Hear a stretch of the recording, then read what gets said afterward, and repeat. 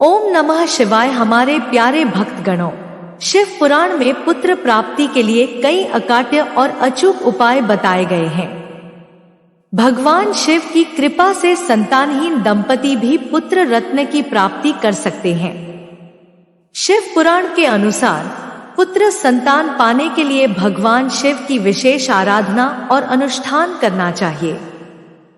शिव पुराण में कहा गया है कि पुत्र की प्राप्ति के लिए शिवलिंग का अभिषेक, रुद्राभिषेक और शिव चालीसा का पाठ करना चाहिए। शिव पुराण के अनुसार संतान प्राप्ति के लिए भगवान शिव और माता पार्वती की पूजा करना अत्यंत शुभ माना जाता है। पुराणों में बताया गया है कि भगवान शिव की कृपा से निसंतान दंपति को भी पुत्र प्राप्ति का वरदान मिलता है। शिव पुराण के अनुसार पुत्र प्राप्ति के लिए विशेष व्रत, पूजा और दान पुण्य करने का विधान है। इस लेख में हम शिव पुराण में बताए गए कुछ चुनिंदा और प्रभावी उपायों के बारे में विस्तार से जानेंगे, जिन्हें अपनाकर आप भी पुत्र संतान पाने का सौभाग्य प्राप्त कर सकते हैं। तो आइए जानते हैं।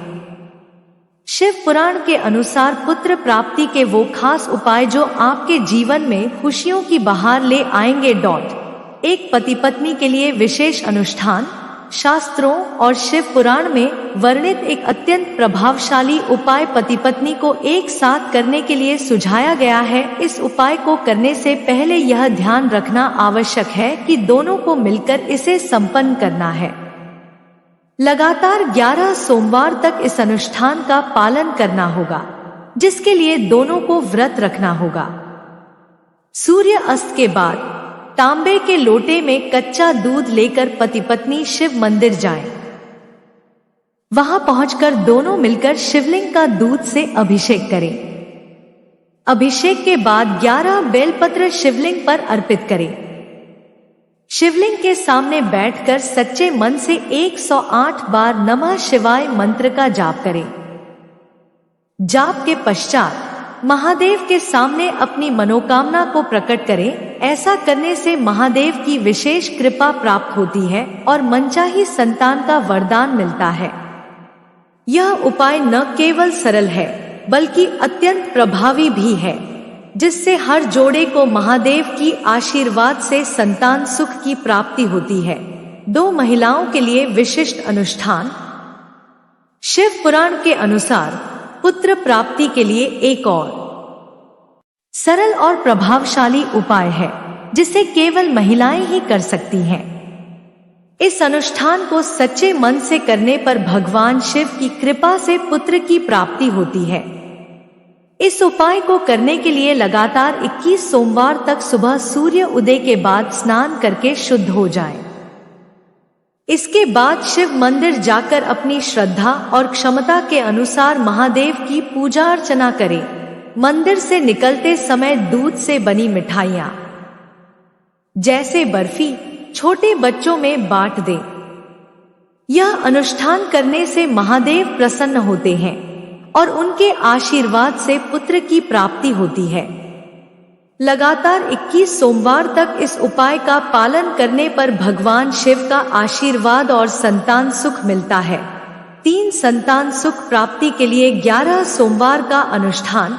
यदि आप भी संतान सुख से वंचित हैं और चाहते हैं कि भगवान शिव की कृपा से आपके घर एक उत्तम संतान का आगमन हो, तो यह उपाय अवश्य अपनाएं।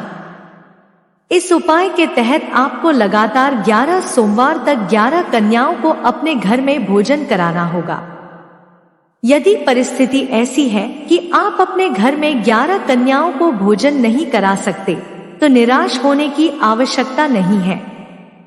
आप 11 सोमवार तक किसी भी अनाथ आश्रम जाकर बच्चों में भोजन वितरण कर सकते हैं। ध्यान रखें कि जो भी भोजन आप वितरित करें वह अपने हाथों से ही बनाएं।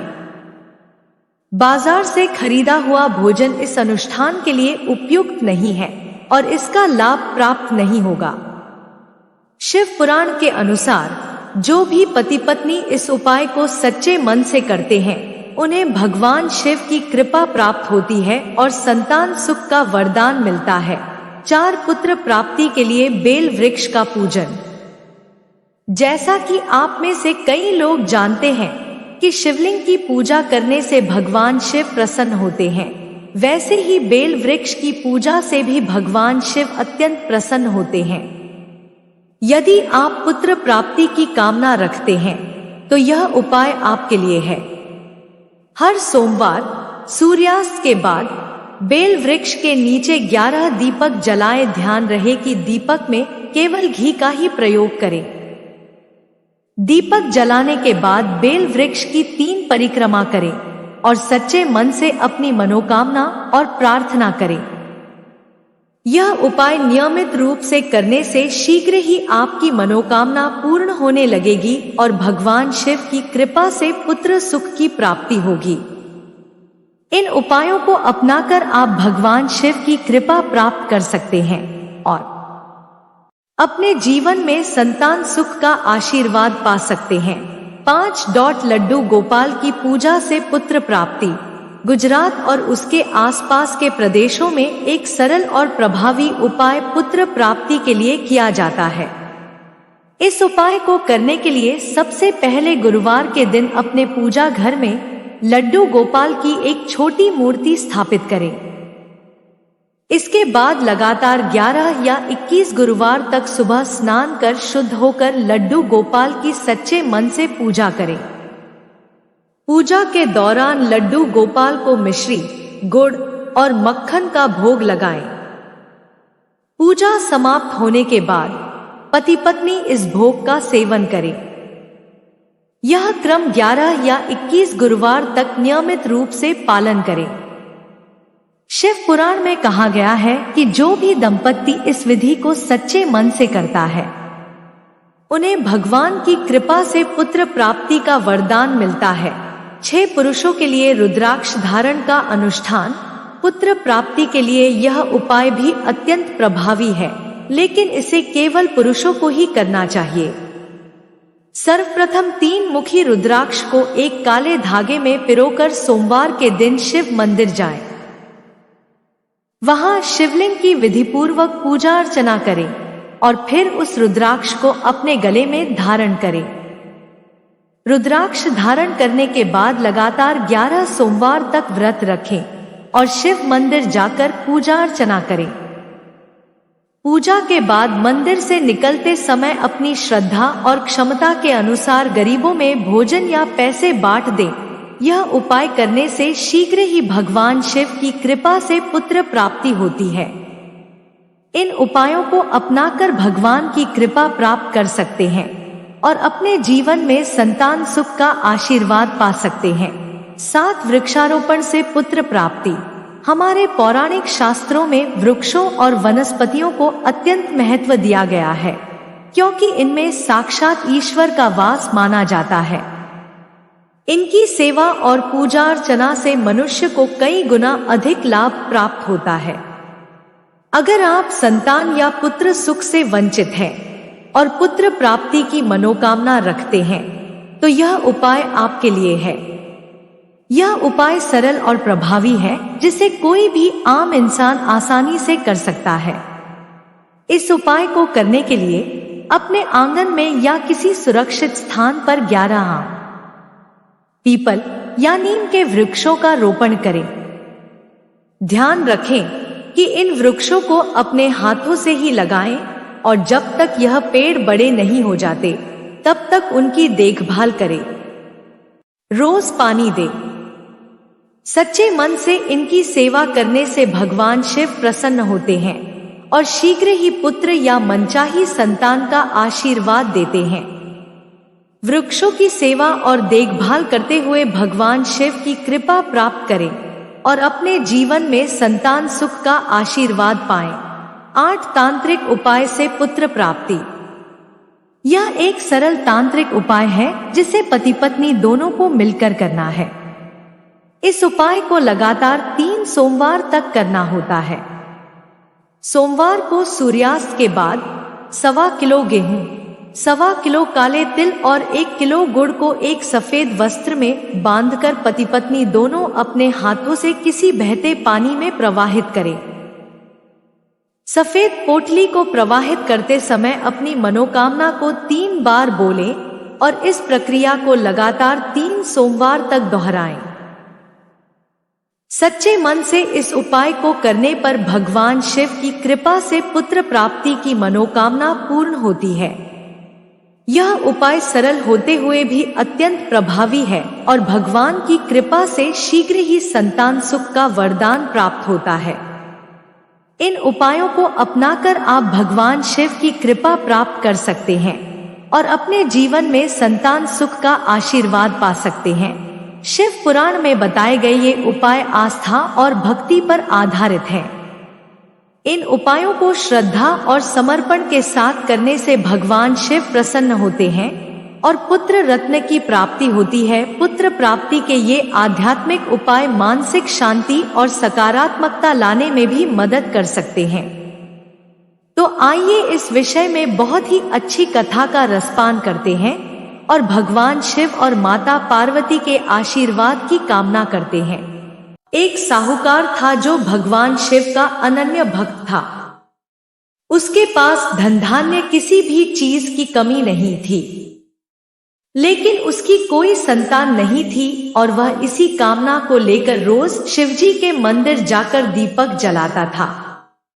उसके इस भक्तिभाव को देखकर एक दिन माता पार्वती ने शिवजी से कहा कि प्रभु, यह साहूकार आपका अनन्य भक्त है, इसको किसी बात का कष्ट है तो आपको उसे अवश्य दूर करना चाहिए। शिवजी बोले कि हे पार्वती, इस साहूकार के पास पुत्र नहीं है, यह इसी से दुखी रहता है। माता पार्वती कहती हैं कि हे ईश्वर, कृपा करके इसे पुत्र का वरदान दे दीजिए। तब भोलेनाथ ने कहा कि हे पार्वती, साहूकार के भाग्य में पुत्र का योग नहीं है, ऐसे में अगर इसे पुत्र प्राप्ति का वरदान मिल भी गया तो वह केवल 12 वर्ष की आयु तक ही जीवित रहेगा। यह सुनने के बाद भी माता पार्वती ने कहा कि हे प्रभु, आपको इस साहूकार को पुत्र का वर देना ही होगा, अन्यथा भक्त क्यों आपकी सेवा पूजा करेंगे। माता के बार बार कहने से भोलेनाथ ने साहूकार को पुत्र का वरदान दिया, लेकिन यह भी कहा कि वह केवल 12 वर्ष तक ही जीवित रहेगा। साहूकार यह सारी बातें सुन रहा था, इसलिए उसे न तो खुशी हुई और न ही दुख। वह पहले की ही तरह भोलेनाथ की पूजा अर्चना करता रहा। उधर सेठानी गर्भवती हुई और 9वें महीने उसे सुंदर से बालक की प्राप्ति हुई। परिवार में खूब हर्षोल्लास मनाया गया, लेकिन साहूकार पहले ही की तरह रहा और उसने बालक की 12 वर्ष की आयु का जिक्र किसी से भी नहीं किया। जब बालक 11 वर्ष की आयु हो गई तो एक दिन साहूकार की सेठानी ने बालक के विवाह के लिए कहा। तो साहूकार ने कहा कि वह अभी बालक को पढ़ने के लिए काशी जी भेजेगा। इसके बाद उसने बालक के मामा जी को बुलाया और कहा कि इसे काशी पढ़ने के लिए ले जाओ और रास्ते में जिस भी स्थान पर रुकना वहां यज्ञ करते और ब्राह्मणों को भोजन कराते हुए आगे बढ़ना। उन्होंने भी इसी तरह करते हुए जा रहे थे कि रास्ते में एक राजकुमारी का विवाह था। जिससे उसका विवाह होना था वह एक आंख से काना था।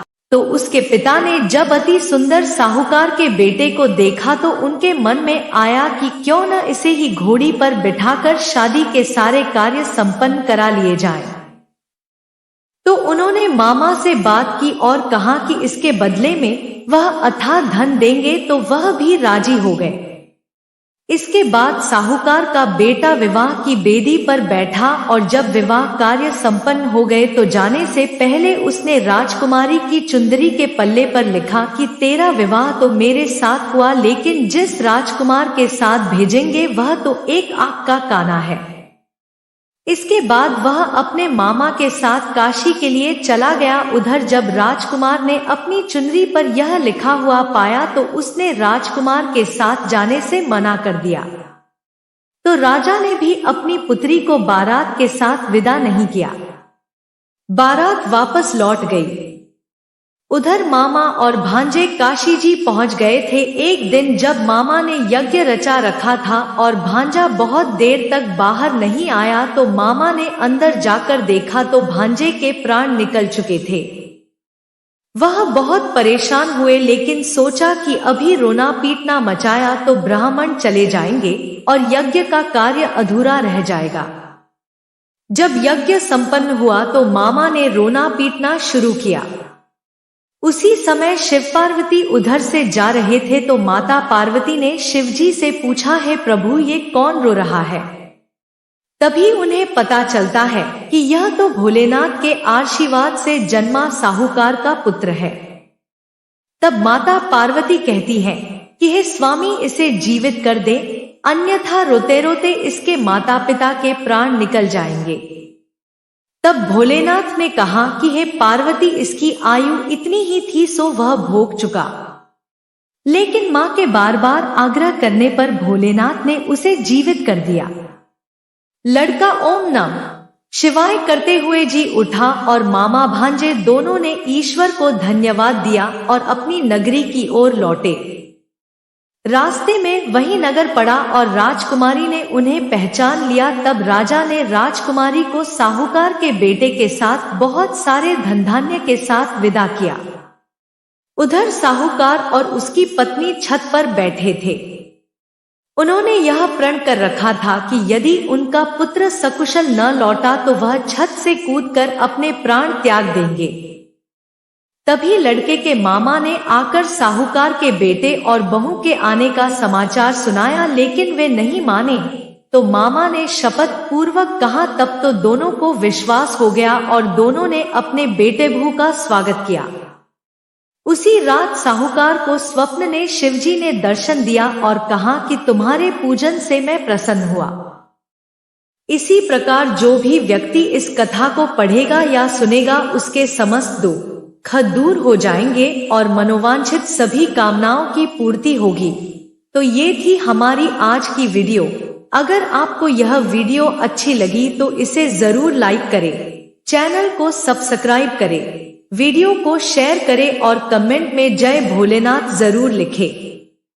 धन्यवाद। जय भोलेनाथ।